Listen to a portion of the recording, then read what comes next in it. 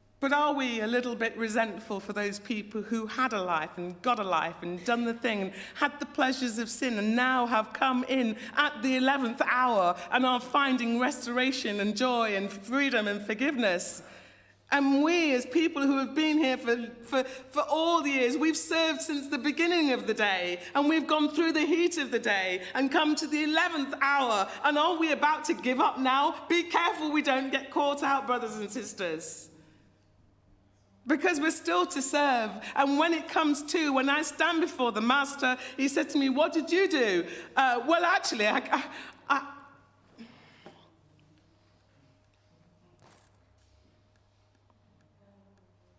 you see, the wise decision today is to remain constant and consistent, working while waiting for the master's return, not begrudgingly and faithlessly, but productively and faithfully. Not begrudgingly and faithlessly, but productively and faithfully. For to everyone who has will be given, and he will have an abundance. But from the one who has not, even what he has will be taken away from him. There will be a reward for everyone.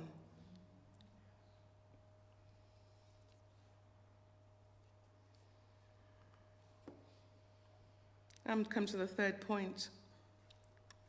The objective is to reap and see a harvest. And how are we going to do that? The strategy is to keep working.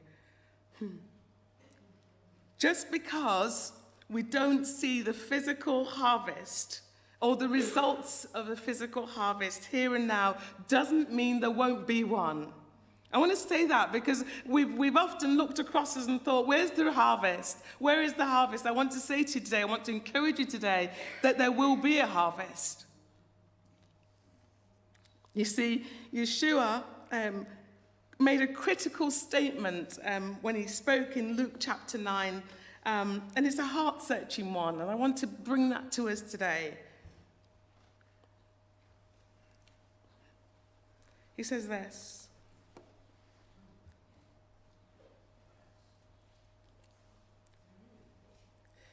no one who puts his hand to the plough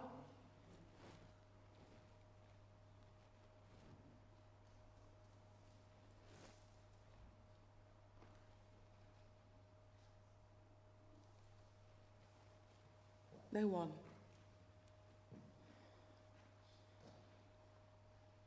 And looks back is fit for service in the kingdom of heaven.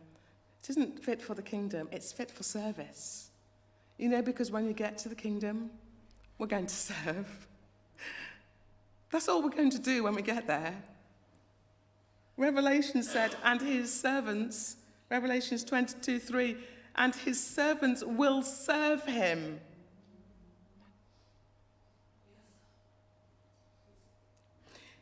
Yeshua lived in an agricultural age. The plough, the farmer's basic tool for turning the soil over and breaking up the fallow ground, was to prepare the soil for the seed. It had a single point and could turn over only one furrow at a time. So he's got his hand on the plough and he's just turning one at a time. And his audience were very familiar with this process and understood what Yeshua was talking about. They understood it clearly.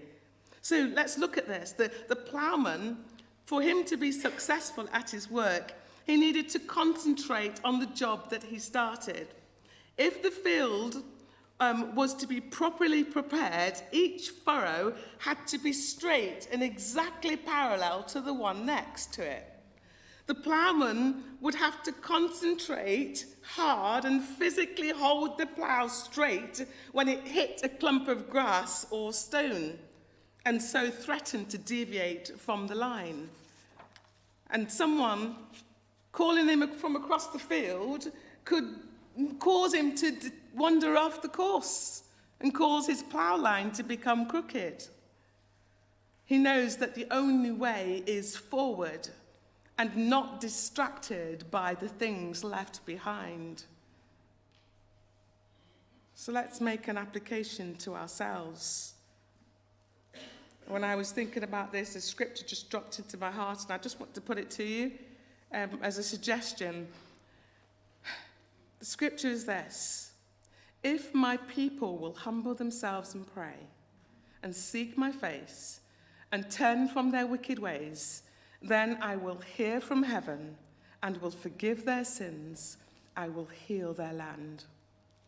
Could it be that finishing the work is about ploughing the field in prayer, even when we don't see a harvest?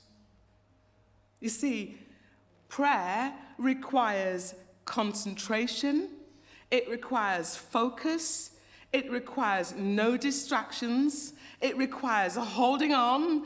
It requires us, when we don't see anything, holding on when we don't see any result. It requires discipline, and it requires repetition. Luke said, keep praying, never give up.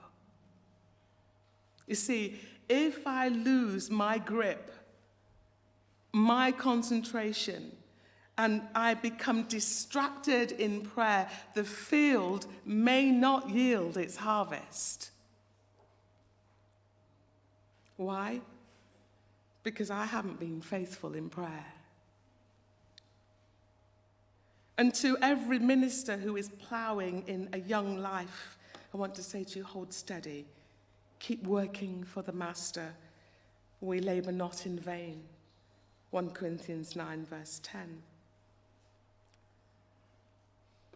And how should we finish the work? I want to say we need to finish the work by keep working.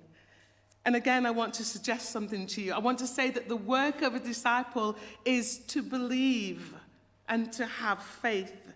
And I'm using the example of Abraham. Abraham, Bible tells us, believed Yahweh, and it was credited to him as righteousness. When I work for my wages, I'm not expecting that to be a gift at the end of the month. I'm expecting it as an obligation. They're expected to pay me because I've worked for a month's wages. So at the age of 70, Abraham moves to Haran with his family. He leaves Haran after the death of his father, away from his family, his brother Nahor, his father's house, his native land, to go to a land which I will show you, Genesis 12:1. He took with him Lot, and Josephus suggests that he may have been his heir. He sets off, and he went off, not knowing where he was going, Hebrews 11:8 says. And eventually, he arrives at this no-named place called Canaan, and there Yahweh reveals himself to him again, Genesis 12:6-7. Abraham believed Yahweh. He believed in his protection, Genesis 15, verse 1, in the fulfillment of the promise of a son, Genesis 15, verse 4, and innumerable descendances, 15, verse 5. Now, the third promise was never fulfilled when Abraham was around. Not numerous as the stars in the sky and the sand on the seashore. That was the promise.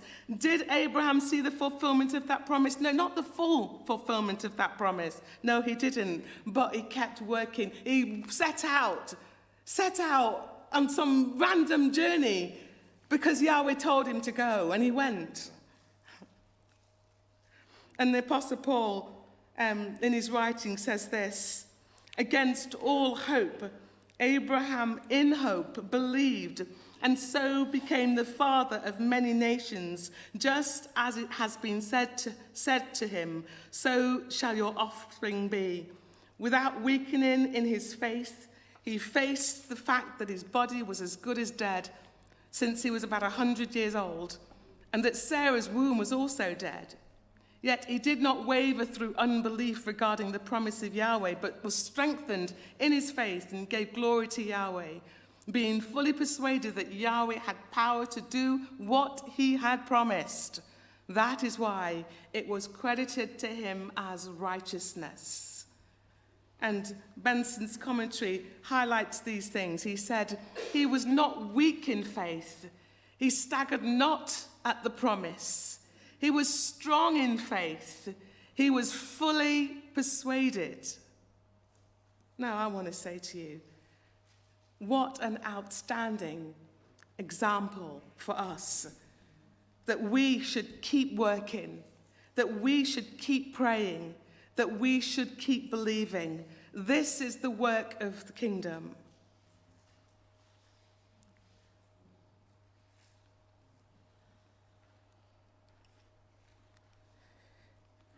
I'm going to close. There's 3 words. I'm going to summarize my message with 3 words. And the first one is engagement. We talked about the task. I believe it's about engagement. Luke 14:28 says, "Who wishes to build a tower does not first sit down and count the cost." Engagement. When we're talking about continuing to produce results, it's effort. It's going to take effort. Let us not grow weary of doing good, for in due season we will reap if we do not give up. This is the Good News translation. And then the third key word is endurance. Commitment to finishing the work. It's going to take endurance. Commit your way to Yahweh. Trust in him, and he will act. You see, staying on the job will take these 3 elements. We'll need these 3 elements. We must be engaged in the Master's work. It will take effort. It will be an endurance thing. And I want to ask you, how do you know if staying on the job is going to be worth it? I want to say Yahweh wants to and will reward you for what you do. John said yesterday that there is a crown of life. There's much more than a crown of life. Lots of different things that we can get from the Master. But Yeshua wants to reward us. He is a just and fair Elohim, and he gives of his mercy and his loving kindness all the time. There will be wages for each of us. Wages for each of us as to what we have done with what the Master's given to us.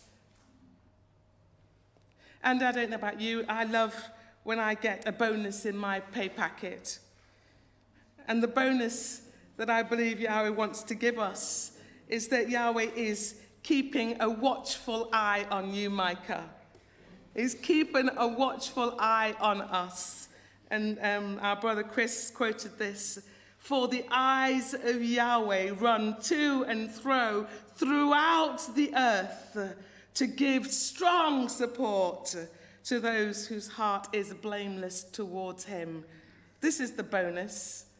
Can you imagine Yahweh? We've tried to describe him, but 8 billion people. If 8 billion people's heart was strong towards Yahweh, we'd be reaching out left, right, and center to everybody to help them, support them, to strengthen them.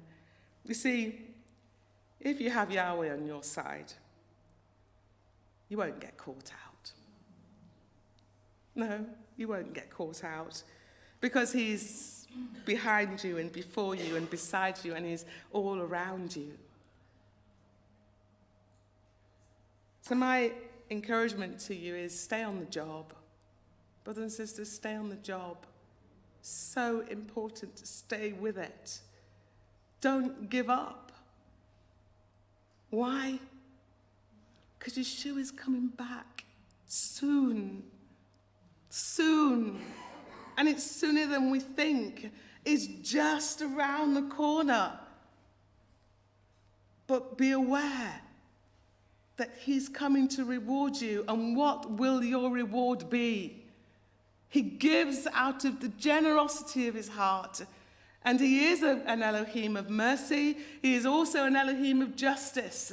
And what we do with what he's given us is important to us, brothers and sisters. Are you a mechanic? Are you a singer? Do you work in schools? How much of your time are you given to Yahweh? Are you a chef? What is your gifting?